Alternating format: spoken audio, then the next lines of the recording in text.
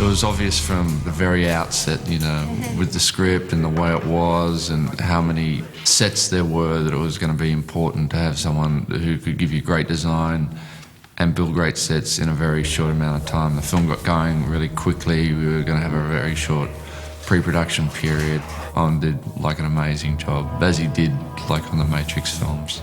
There's about 89 set areas that we have, or location areas that we have in the film. Some of them like have 4 or 5 parts to them. It's a lot of things you've either got to find or build. And we've had a very limited amount of pre-production. When we first started, you know, the first thing that happened was we were sort of trailing through Europe looking for a place to make the film, I guess, you know. It became apparent really quickly that we couldn't shoot in London, you know, because there wasn't enough time, not enough stage space. So we started on a tour of Europe. Berlin just happened. We went from Budapest to Prague to Berlin, and as it turned out, the studios were suddenly available and all of their workforce were available. All the interiors for the film are being shot here in Babelsberg Studios in Berlin. And the challenge for us really is to build, you know, English, London sort of interiors, and we've shot a little on location in Germany, finding German locations, Berlin locations that convincingly match for London. Well, it's been really great to be in Berlin. The studio's amazing, and obviously there's like a great film history here, and a not so great film history here, because, you know, these where a lot of Hitler's propaganda films were made as well. It's also an interesting place to make a movie like this because they've experienced so many different oppressive regimes in this city. It's heavy with history here, so it gives so much sort of weight to what we're doing.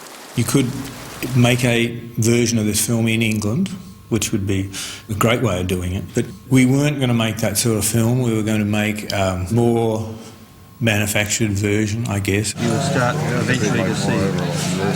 Well, you'd start, but it's quite a ways back before the fence ends. We have gone away from certain things which were design styles, if you like, of the graphic novel, which work as a piece of art. But in this instance, I think we have tried to take a measure of London. When people look at it and say, wow, I can see this London, I can recognise it. I think James wanted a sense of earthiness that London has, a grittiness, a sense of London that is very recognisable, as London is today, or as it would have been even 20 years ago, but also a London that you feel a lot would be around in another 20 years' time, particularly in a world that's been kind of frozen by England becoming a totalitarian state.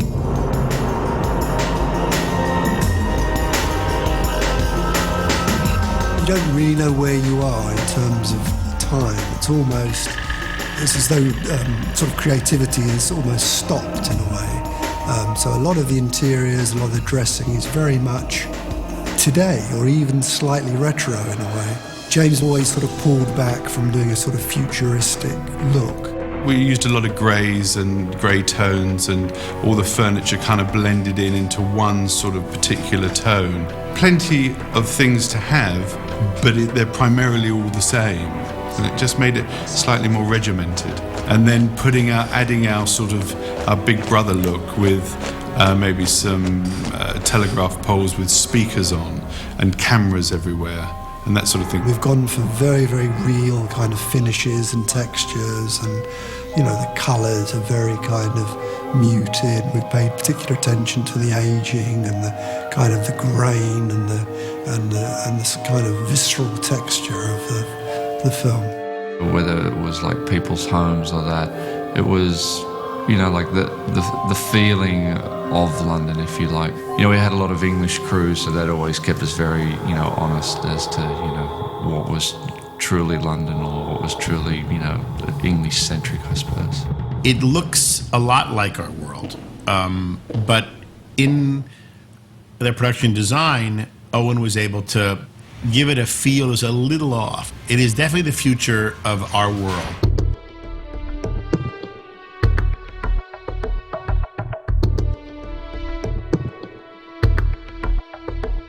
It's been a fascinating film as far as dressing is concerned because there's been so much of it. Every set has been in its own little complex way, but obviously the biggest one has got to be the shadow gallery where V lives. I remember sitting down and saying to Owen, you know, like it'd be great, you know, if in some ways this was like an expanded ace of clubs, if you like, and, you know, there'd always be like a central piece and then there'd be V's dressing room or V's kitchen or V's reading room. If it could all sort of spiral out from the middle. It's a cross between a crypt and an undercroft.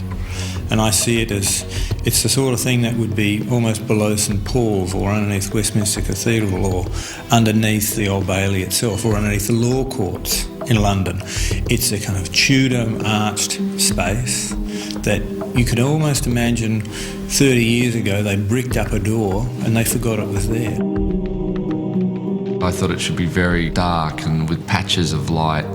Never thought I'd like him to live in sort of perpetual kind of 24-hour light, you know, that he should sort of make a day and a night for himself, and I would do that through the lighting. He has this eclectic mix of fantastic art that, you know, he's taken and is caretaking, as he says, in his sort of labyrinth of galleries, and we've had to get everything from, you know, Picasso's to Turner's to modern art, comics, toys, all sorts of things, all sorts of really interesting and sort of, you know, great paraphernalia of stuff. That room is filled with books that were banned by the government, which is hilarious because I don't know where they got the books from, but a lot of them are like, you know, like Jackie Collins or like Posh Spice Tell-All or whatever. So they're not exactly books you'd consider the government opposing so much. James described it that, you know, V would collect some books and he would put them in this room, and then he'd collect a few more and put them in and put them in and keep putting them in and keep putting them in. And so at the far end, it's almost like a snowdrift of books that come up. The hardest thing really is the sort of logistics of then shooting something like that. So you can't just all pile books up because James will say, right, well, let's have that wall taken away. So it would take too long then to take the wall away and then take all the books away piece by piece. So many of them are stuck and screwed together, so they're almost like building blocks. I suspect there are a number of people in this world of V for Vendetta who are like him, who have their own hoards, their own treasure troves, and the Shadow Gallery is very much a treasure trove. James brought in a cutout from the newspaper of an old library they had found in Iraq. It looked exactly like the set, just, you know, piles and piles and piles of books that the government had like shut down this library, and it was just sort of incredible having real life parallel. Voila!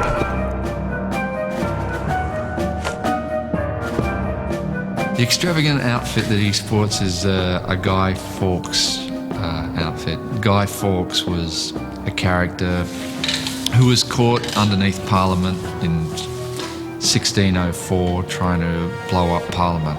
V was based in the 16th century but made modern or futuristic in a kind of historical way. So he kept in mind all the kind of stuff that was around at the time of Guy Fawkes and then just chiseled it all down to being quite simple. I'm quite obsessive about the way doublets look, which is made of a kind of basket weave silk, which is an original 16th century weave. And I didn't want there to be all this kind of stuffiness about it, but also I wanted it to be very clean, and we had a lot of problems making his body look very neat because you always get this wrinkle, and James wanted a very kind of neat, clean, beautiful, sexy look. So that making a doublet do all the things we wanted to was quite difficult. His mask is a cross between how Guy Fawkes was and a Harlequin mask. It's part of his, you know, actorly vaudevillian behaviour to wear this mask, you know, which hides how horribly disfigured he is underneath. It's very interesting when every time the mask is drawn in the comic book, it's a drawing, it's slightly different. It can take on different moods very easily. And we went through a number of, probably 6 or 7 generations of carving the mask. We have a very fine sculptor here at Babelsberg called Bernd, who did a lot of work on that. And it's carved in clay to start with to get the personality, then it's cast in fiberglass, and then it's painted.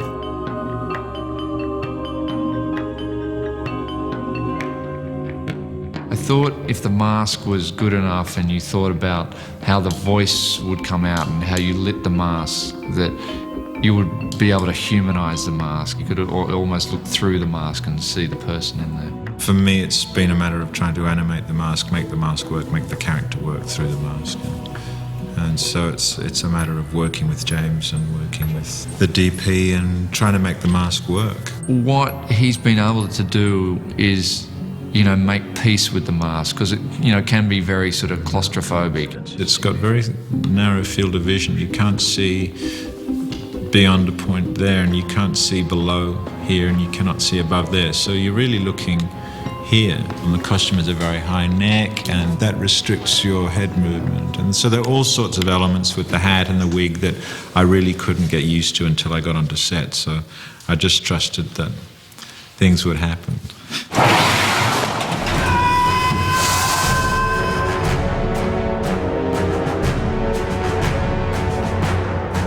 Exterior sets. Now that's quite interesting because in our world, we're almost de-dressing. We're taking colour away. I think we're going to get rid of sort of some of the big, more sort of corporate advertising. Make it more state-run. This is a model of Trafalgar Square.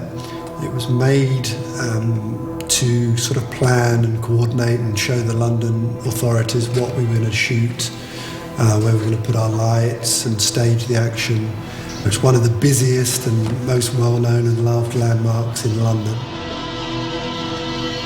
Every department had to say exactly what they needed by the 30th of March. How many Klieg lights, how many barriers, how the soldiers were being dressed, what weapons they were carrying. So we're standing in Whitehall. The government has blockaded the street, got shutters on the windows protecting it from a possible attack on the actual Parliament and on Whitehall itself. So there are some armoured personnel vehicles, some jeeps and trucks that have brought people on. Relax, looking ahead. Shooting anywhere in London, particularly around government buildings, is a very tricky and political event. Involved perhaps 30 different organisations and government bodies. And of course we have to understand and respect that it's a very sensitive area, security-wise and politically. Really the thing is that the movements in every area need to be known by everybody so that they can be foretold to the people doing the day-by-day security here. We've managed to sort of pull off quite a coup really to get permission to shoot what we need to shoot. And to close down Trafalgar Square, Parliament Square and Whitehall for 3 consecutive nights. It's probably taken five months to set these 3 nights of filming up.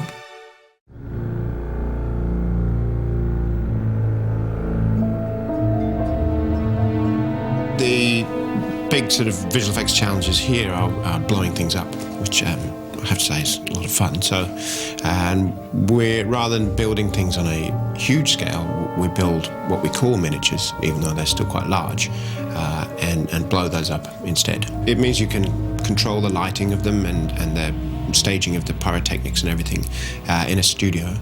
And we build them to a scale that is workable, but also large enough that looks realistic. I've always been of the opinion that if the budget can afford it, you should always do things as big as the budget will allow for a start. The Old Bailey we're building at 7th scale, so that equates to about a 20-foot high model. We also have a 42-foot run of the side elevation of Parliament, which is the miniature you see behind me. Big Ben is a very, very big piece. It's about 30 feet high. There's an awful lot of weight. The difference on this is that we're not just interested in what it looks like externally. We also have to take into account the actual construction internally as well, because they're not being built to last, they're being built to break up. Most of it is built-in plaster. Plaster breaks up well and behaves more like stone. One would normally build a model, much stronger carcass behind the model. You would build it in timber, you would clad it in whatever material would be best suited for the job. It would be painted and it would be designed for close scrutiny and it would be fairly straightforward. The other thing is that with pyrotechnics, we're shooting at very high frame rates and we need good depth of field. So the bigger we make the models, the more distance we can get between the camera and the model. A lot of the explosives we're using react very quickly as well, so things are moving through frame very fast.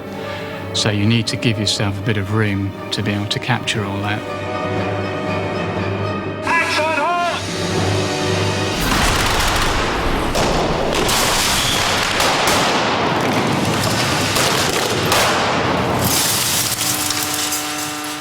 I'm finished.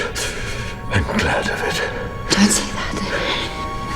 I told you only truth. I guess in some ways, I've known Alan for such a long time, we do have like a shorthand in some ways, And so it was a very easy kind of process. It's been very busy. Everybody's given 110% in all departments. It's not just set dressing or design or art direction, costume. Everybody's in the same boat.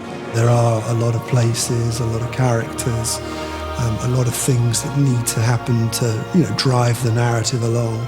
And, there are a lot of sets and we've just had to get through it. Even though it is set slightly in the future, I think that, things probably won't have changed that much, and I'm excited to sort of bring that to the screen and see how, if you are complacent or if society becomes complacent, where things can lead.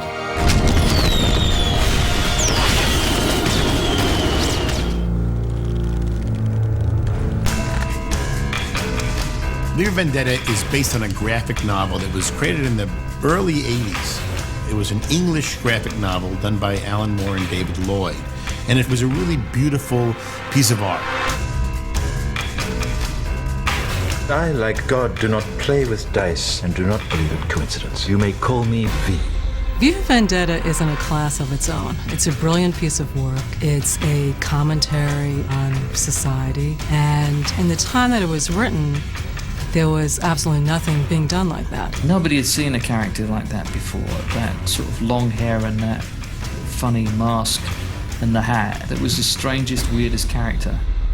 I was really impressed by its literacy, if I can put it that way, by the fact that, the hero V quotes Shakespeare and Bacon and Marlowe and has a marvellous, zestful use of language. V was very unusual, and it was the first time I was aware of the phrase graphic novel. I had never really heard that before. And the graphic novel is immense. It was so incredibly dense. It really has raised the bar for the entire field and moved comics to a different place in the American popular culture.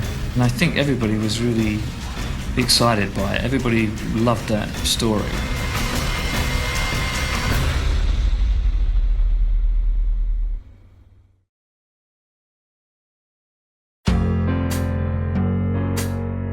During the 1950s, there was really not much going on in comics outside of regular superhero, standard comics, aimed for an average male teenage reader. Comics had a perception for a long time. They were viewed as junk.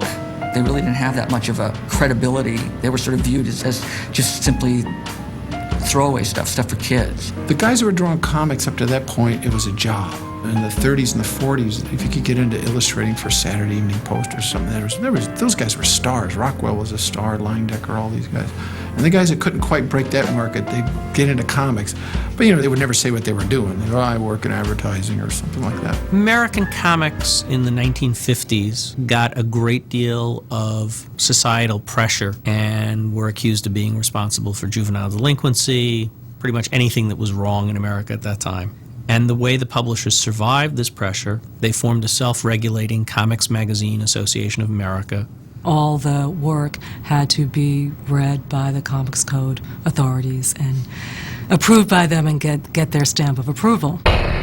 Create a little postage stamp. The Comics Code has approved this comic. Essentially said, this comic is safe for kids. By about 25 years into its existence from the mid-50s, the code had really started to not serve much of a purpose anymore. We went through a period in the 70s that were very counterculture influenced, very cosmic. A lot of inner journeys and psychedelic comics that were still working in the superhero genre. In the 80s, things started to get grim and gritty. I think Neil Gaiman used to say, pow, zam, socko, what's that? That's the sound of comic books trying to grow up. We were very proud of what we did. We were proud of the medium.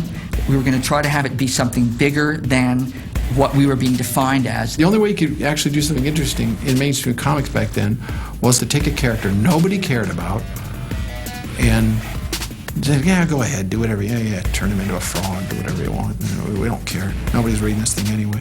I mean, I'm amazed the most popular characters now are all the ones that we used to make fun of. I guess there was a kind of snowballing of real sort of creative talent from the beginning of the 80s and towards the middle of the 80s.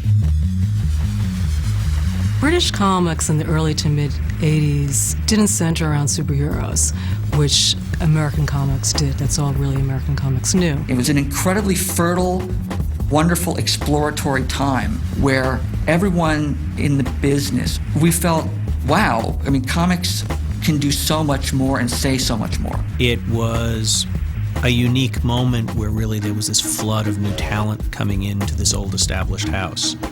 Some of the things, like V for Vendetta, were being published by smaller upstart companies that were more fragile.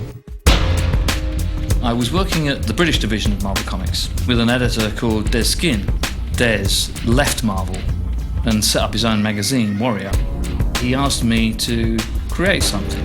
And so that's basically how V happened. The original idea was that I write and draw it. But the guy called Alan Moore, who's a very successful writer now, was on board at Warrior at the time. It really wasn't until Alan Moore came along in British comics, particularly on V for Vendetta in the early 80s, that comics started to turn around. But only if you were aware could you really see that something was happening. Alan's work was some of the first important creative work that was really done radically outside by a major publisher. He was one of the first people who decided, well, if I'm going to write comics, I'm going to write for myself, and I'm going to write for readers like myself, and there's no reason why it needs to be a children's medium. Alan was writing, in a way, almost like novels. He laid out an incredible tapestry of intersecting lines and layer upon layer of ramifications and character development. Just how elusive his writing was. That blew everybody away. I thought it was a very good idea that Alan write this new character, because there was no way that I would have been able to introduce something that had the kind of depth that V ended up with. There was also a very fertile political time in terms of what was being done. Comics felt like we were trying to break them out of a ghetto of perception. The British comic writers of that period were very politicized. A lot of that was finding its way into the science fiction stories in particular that these guys were writing. We wanted to do something that was not set in an old world. So the idea of setting it in a future England, where we could create any kind of background that we wanted because nobody knew what it would look like, seemed like an ideal situation. And then setting up some kind of tyranny, a dictatorship that was running the country, gave him a system to fight against. They were projecting a world ahead and either saying it'll be utopian, dystopian, something in between. The whole philosophy behind the story was partly stimulated because, this was during the Margaret Thatcher era. It was an ultra-conservative government which was imposing quite heavy political rules on everyone. The comic book was a political thriller. But it was a comic book with a superhero. V is a superhero. He's an aberrant superhero, but he is a superhero. The original plan was for it to be a kind of urban guerrilla, and Alan really wanted something more theatrical. We came up with the idea of Guy Fawkes. So Guy Fawkes was a kind of early anarchist and a saboteur. And it seemed like a good idea to actually model the character on Guy Fawkes. Now, we created this story in the middle of summer, so there were no Guy Fawkes masks around. And I couldn't get one, and I didn't know where to find one, so I had to create one. And the thing about these Guy Fawkes masks is that they have a kind of eerie look. They have a look of a smile to them. And it made the character look bizarre and threatening at the same time. Because the last thing you really expect from somebody who's coming to kill you is that he'd be smiling. Trailers. Visita mi canal. From a visual point of view, I was concerned that a lot of people weren't reading comics who could read comics if they were given a chance to appreciate them in a different way. Sound effects is one thing. You know, wham, pow, zap, all that stuff. We're all familiar with that through the old Batman TV show, and it's become a cliche. And if you're intelligent enough, you know that if a gun's going off, you don't need bang. You can actually just show the fact that it's being shot. When I first read it, it was like this, this old-fashioned comic in the future. It was weird, and it was very modernist. I mean, it didn't have thought bubbles. It was all in captions. It was a really beautiful piece of art. I was always concerned about thought balloons. You know, people saying, I think I'll do this now. I thought it was a good idea to make comics more like cinema and more like TV. And we're not aware of thought balloons in cinema and TV. And so he'd run it as a narrative in the background, and that happened very early on. One of the unique qualities of V for Vendetta is the level of discipline that the creators chose to work under. When I'd worked for other companies, I'd used big frames and then small frames, and I'd used open frames and stuff like that. A lot of the conventional things you can use in a comic. But that again, any kind of splashy layout in a comic will immediately put off people who don't usually read comic books. And again, that rectangle gives us the relationship with movies and TV.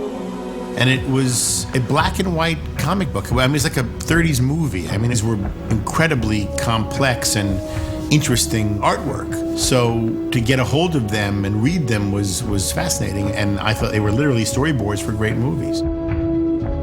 There's a very film noir quality about David's artwork, absolutely.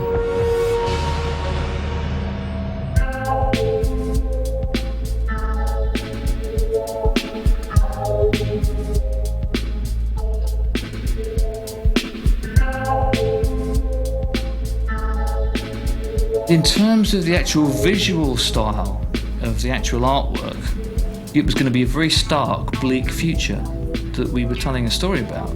So the obvious thing to do was to use a very stark, bleak style. It's a real retro-future look to David's artwork. I think David's influence as an artist is from real classic British comic strip artists. It's not a comic booky look. He draws real people, and he's got a great graphic sense, a great sense of black and white. Black and white art in comics can be extremely stark and evocative, and it tends to transport you more into almost a world that connects to editorial cartooning. You feel sort of the raw cartoon line much more in black and white than you do in color sometimes. The original was in black and white, and people have asked me, about that, because a lot of people prefer it in black and white. I think the thing is that the reason why we did it in black and white originally was because that was all the printer could afford. You know, the publisher could not afford to produce a colour book. If he had been able to, we would have used colour. I would have used colour. I would have liked nothing better than to use colour. I think everybody was really excited by it. Everybody loved that story. We were getting college kids and girls were reading this.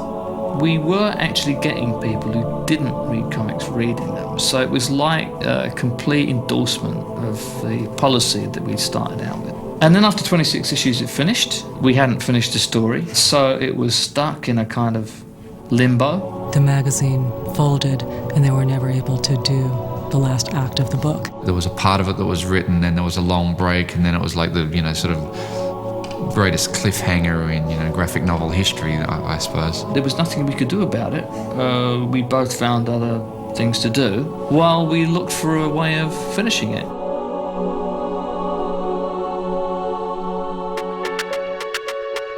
towards the middle of the 80s, DC came over and invited a lot of us to come and work for them. They'd seen what we were doing in Warrior, they'd seen what the British creators were doing in 2000 AD, so they said, yeah, there's a bunch of really interesting, talented guys here and they're not really being looked after and we could use them for our books. Karen came down the hall with some issues of Warrior where fragments of it had been published, and we were doing most of the American publishing of Alan's work by that time. She said, here's an opportunity to finish a story that was started, and why don't we take this on and make this something important. I remember Alan was writing the end of Watchmen while he was writing the last new issues of V. So the profile in V for Vendetta was pretty high, again because of Watchmen and because of Swamp Thing. So people ate it up, as they should. It's an amazing piece of work. They did a very good job on it. It was finished and it's become very successful. So we're happy that things turned out the way they did. What I respect most about V for Vendetta is the completeness of its vision. The creative talent built their own scenario for what would happen in the world, what the dangers of that would be, and tied it together to history, politics, a specific geography, and really worked all the details together. There's a thoroughness to it that is extraordinary. We were always aware there was a possibility of there being a movie of V. That was part of the deal of selling rights to DC. It was an idea that could be transposed. We didn't have a sort of pure concept of it, oh no, this is just a comic, blah blah blah. My only expectation and desire of any adaptation that I've been involved in is that it's good.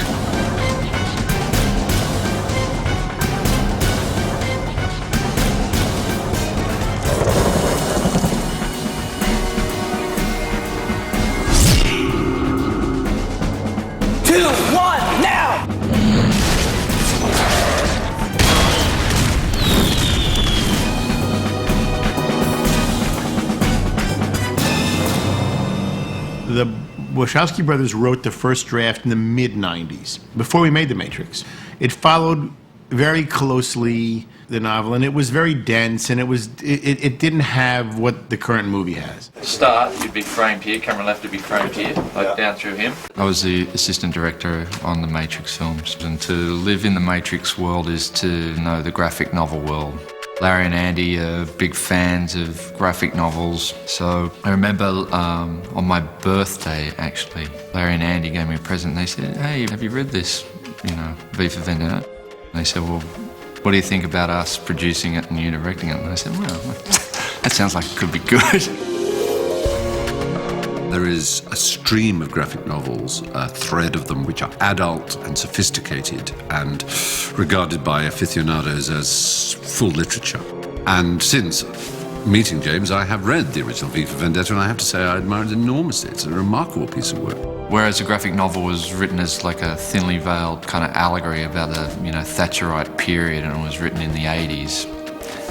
And, the backstory was set in the 80s, and then the current story of the novel was set in the 90s. We thought it might be good to make the backstory in the 90s and project it into the future a bit.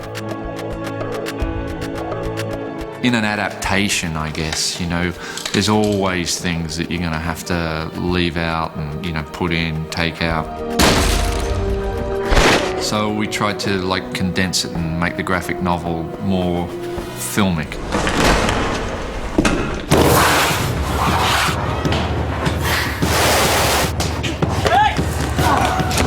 The graphic novel is immense, and it would require many hours of movie to kind of explain it all. The Wachowski brothers viewed this story from a little different angle. They focused more on the V-Evie relationship. It challenged concepts that you might be comfortable with already, that you might have set ideas about certain issues in your mind already, and this sort of attacks those, and I was just really excited by it. There was a couple of things that we wanted to address. One, which was the Evie character, who in the graphic novel is sort of this blonde-haired young girl, bit of a cipher, I guess. We thought it would be better to make her a little more intelligent, a little more more, you know, have a little more smarts, you know, not just be such a pawn of V. Usually with action films based on graphic novels, you don't really get the sense of thought behind it that you find in this script. And so I read it and I was just so excited by it. It is a graphic novel. It's done slightly differently to how you have to make a film. There has to be a certain sort of other level on a film, a certain level of kind of reality. You know, of course it's tricky. It's not entirely realistic. It's not meant to be. So that's what I find interesting about it, because I'm sort of, one has seen so much of realism. It's good to be working on something that has a certain heightened quality to it.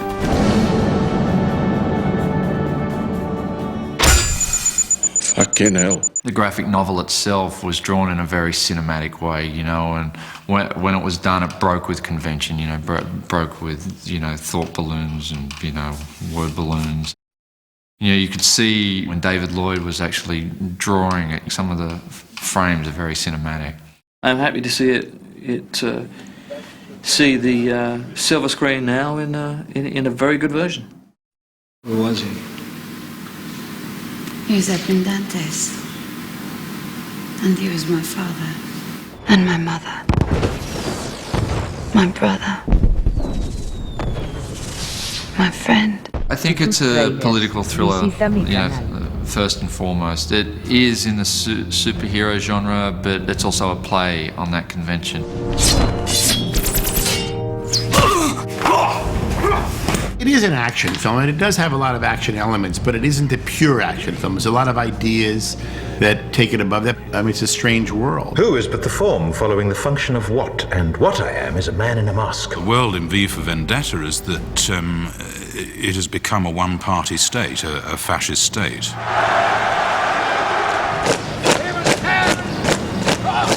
It's a police state, basically, where a very malign government is attempting to create a world where ethnic minorities are disenfranchised and not just marginalized, but used as experimental material. There isn't much of the world left, you know, and what is left, England seems to be sort of on top. There isn't, the United States is virtually wiped out, it seems. Society is now ruled by government, rather than the government sort of being run as a voice of the people. It's sort of, in some ways, you know, flipped around.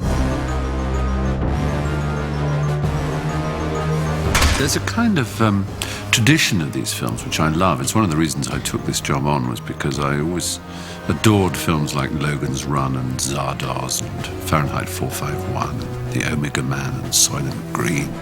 You know, dystopic movies, they used to be called. Movies set in a bleak future in which, you know, the heroes choose freedom over the oppression of the current time. And that kind of film's rather disappeared from mainstream cinema for years and years and years, and it's rather good to have it back. There are, of course, those who do not want us to speak. I suspect right now orders are being shouted at the phones and men with guns will soon be on their way. It's more like 1984 meets Alien, if you want to do one of those modern meetings, than it is Orwellian in that sense. You know, it's borrowed a bit from Orwell. I think the satire, which is clearly abundant in the film. I mean, it is a film which pulls no punches in its satire against authoritarianism, against oppression, against the general move that you might say this 21st century is taking in some so-called civilized countries against gay rights, against religious freedom, against the other, against outsiders. The only thing that you and I have in common, Mr. Creedy, is that we're both about to die.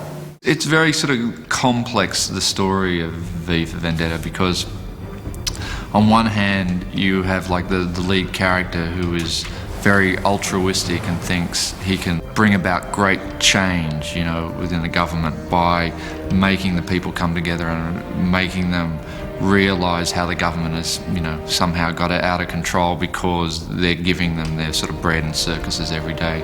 But then, you know, he has this great moral ambiguity, which is, on the other hand, he has this murderous vendetta about everyone who's ever done anything wrong to him. V is the hero, but he's not always good, and he sometimes does things that you can't possibly like because he's vengeful. Because of that, it sort of taints his political idealism. Beneath this mask, there is more than flesh. Beneath this mask, there is an idea, Mr. Creedy. It's a rough movie. It deals with a character who is a terrorist, and he is an uncompromising character. I mean, he wants to fulfill his agenda, which is to get back at the people that have harmed him and, in his feeling, harmed society. He's a pretty complex man. One side of him is he's been imprisoned and tortured and abused, mentally and physically abused, and then burnt in fire. So that has created a vengeful angel, if you like. One thing I didn't want to do is, and it harks back to, I guess, other superhero movies, is you always, at some point, the mask always comes off, which is good, but it's also like a bit of a cinematic cheat sometimes. I thought it might be good to, for once, play against audience expectation. Right at the end of the film, there's a scene where Evie, Natalie's character, kisses V, and I'm interested as to how that scene will work coming after a whole film and seeing this man in the mask, and it very rarely has been touched, and then the first thing that touches it are the lips of Natalie Portman. She has to have an arc. I mean, she goes from being this kind of normal, everyday, you know, kind of PA at a television studio to a revolutionary. You see that she's really passive in the beginning, and she's just trying to live her life and be under the radar and be, you know, stay safe. And you can see where she comes from because of what happened with her parents. She's very afraid. I think she lives through her fear, which I think is common in this society, and also, you know, sort of reflects a lot of the sort of politicking that's happening in our world today, sort of fear-based politicking, that you should be afraid of everything. Muslims, homosexuals, terrorists, disease-ridden degenerates. They had to go. Strength through unity. The most interesting thing about making this movie has been the chance to say something about the political climate that we live in. It dared to ask the questions, you know, and it's not saying this is right and this is wrong, because, you know, the morality of it's very, you know, ambiguous at times, but it asks you questions that you can think about. The themes are serious. I'm not quite sure that the treatment is as serious as that. But on the other hand, if it was as serious as that, I'm not sure that it would reach the amount of people that it's intended to reach. I'd never seen a Hollywood script that really kind of addressed issues that are things we're all talking about at the moment. You know, whether or not the threat or perceived threat, whether it's of terrorism or of disease or of anything else, justifies a diminution in civil liberties. The fear that everybody has about attacks, terrorist attacks in the world and a lot of the laws being brought in to counter that, sometimes quite oppressive laws. It doesn't take a great leap of imagination to see why and how a state might want a lot more control. It's obviously not about America now or even Britain now, but it is nonetheless, it's about those very issues. And that's a marvellous thing to think that Hollywood is again able to do that. We cannot shirk this responsibility. We will stand tall. The political polemic in the script is what I've shot. It hasn't been watered down, and I think it's one of the great things that Warner Brothers have done, you know, that was like, you know, go off and make the film, go off and make it as it is, and there's been no editorialization. I know this world is screwed up, believe me, I know it better than most. Which is why I wanted to ask if there's anything I can do to help make it right. We had a lot of talks about what it is to be political, and also the political versus the personal, and what kind of choices you make in your life to be a political person, and how that affects your private life, and what it would be like for someone like Evie to have had her parents choose their political ideals over her, basically.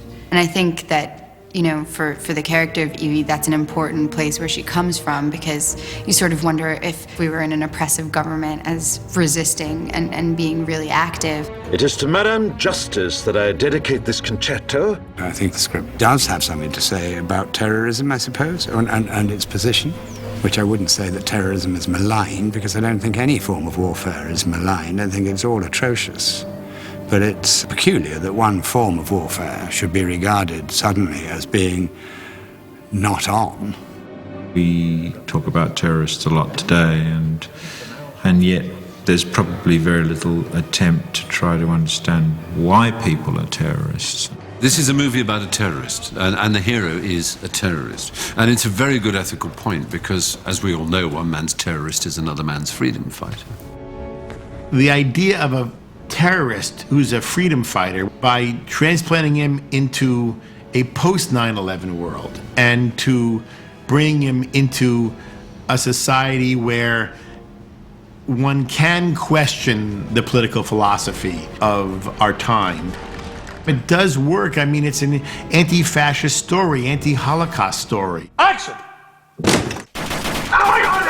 Hold your fire!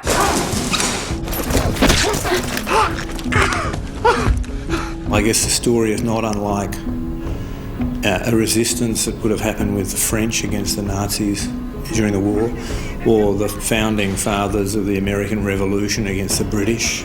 It's a very different story, it's very different circumstances, but it's not unlike those as well, and it's a person kind of awakening people to an idea, and then it's the people who take the idea on and make it a reality. It's really a meditation on what happens when a government pushes people too far. It's a warning, it's a pretty ancient warning about the function of government and its responsibility towards its citizens. Please, you don't have to go. You could let it go. We could leave here together. I can't. That's the great thing about the Wachowski brothers, is that when they write a project, they don't clarify what the audience is seeing with a specific point of view. They leave the audience to determine how they want to interpret the material. I think that it's a politically charged movie, but it's up to the audience to figure what that means and how that affects that each single person's thinking. The nature of the hero V is a sort of reborn Guy Fawkes, and to American audiences, Guy Fawkes probably doesn't mean much. In the English imagination, Guy Fawkes is a Catholic terrorist who attempted to blow up the Houses of Parliament, and every 5th of November, because he failed to blow up the Houses of Parliament, his effigy is burnt. Remember the 5th of November, the gunpowder treason and plot. It's been really, really cool as a learning experience, preparing for this project, reading about the gunpowder plot and just reading all the histories and all the things that we reference in the script.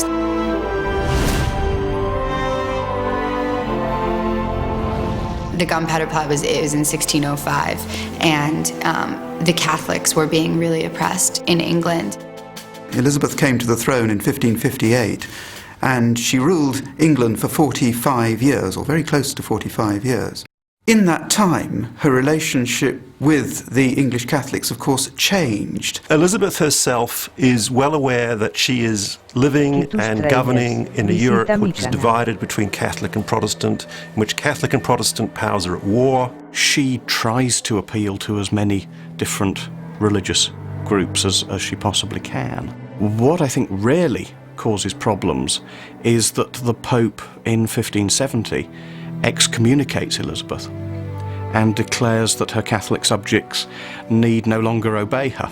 Elizabeth began to persecute the Catholics with the recusancy laws. She began to take away their lands. She began to prosecute them for holding Mass. Recusancy laws were laws which invoked punishment for those who did not attend services of the established Protestant Church in England.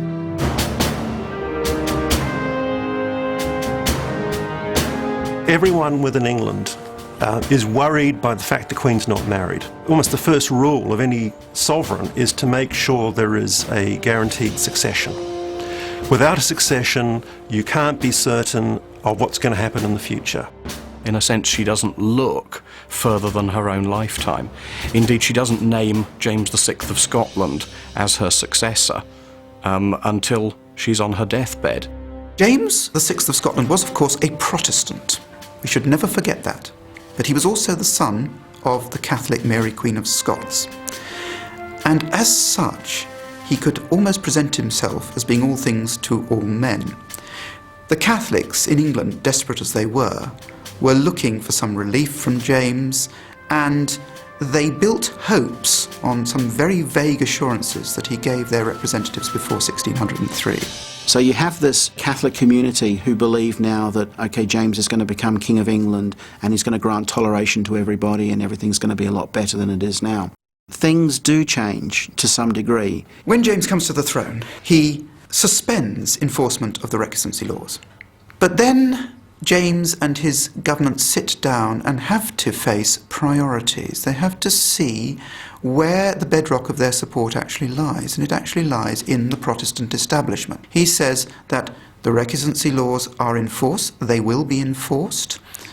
People have to exercise bare conformity. Only a tiny, tiny minority of people actually want to take action against these policies. They are the zealots, if you like.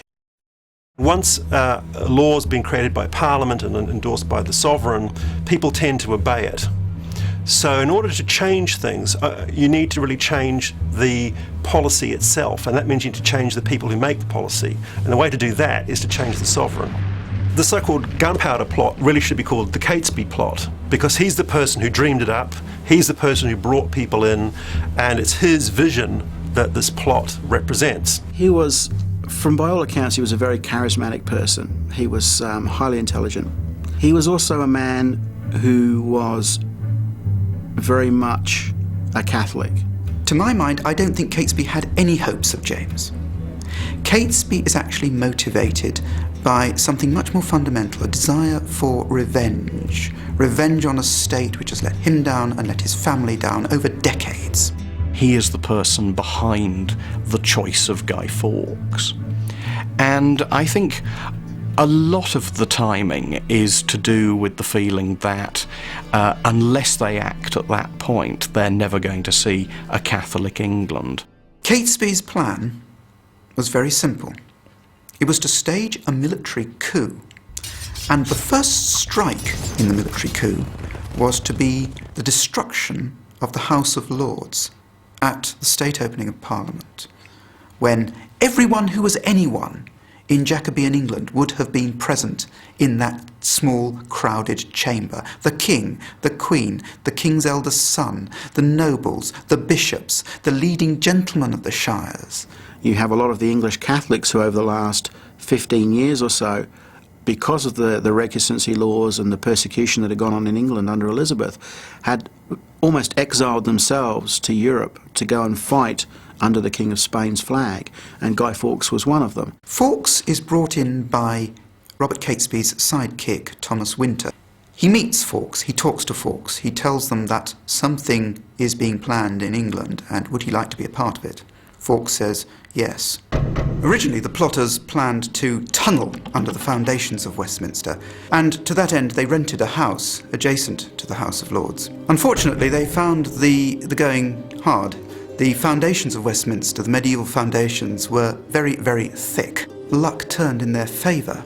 A ground floor vault, cellar, directly under the House of Lords was being vacated, and they decided that this would be where they stacked the gunpowder. It was Guy Fawkes' job to pose as the servant of the man who had taken the lease. The plot was given away through an anonymous warning letter to a Catholic nobleman, Lord Monteagle. He immediately took the letter to the court.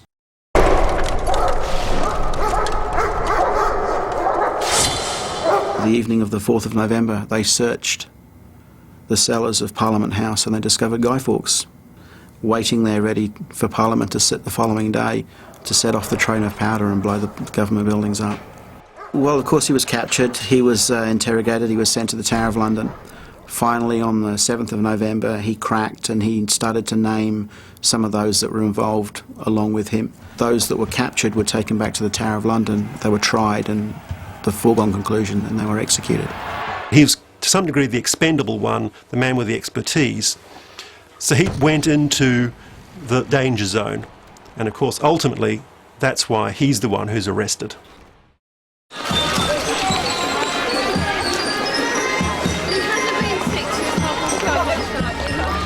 The British have celebrated, in that peculiar British way that we have, the attempt to blow up Parliament on the 5th of November, which was the date of the plot, by burning Guy Fawkes in effigy on a huge bonfire and sending up fireworks.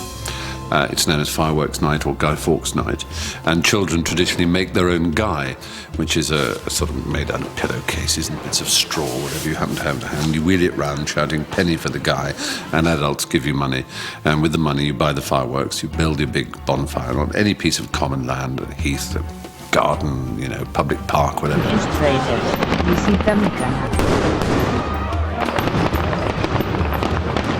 I saw once in a pub in the north of Ireland a placard behind the bar which said, Guy Fawkes, the only man to enter the Houses of Parliament with honest intentions. We have a very different perspective on this, historical perspective on Guy Fawkes than English people would have. I think that the continuing celebration of Gunpowder Plot, the strength of the celebrations, is part of that enduring British wish to defy authority, to, if you like, cock a snook at the government.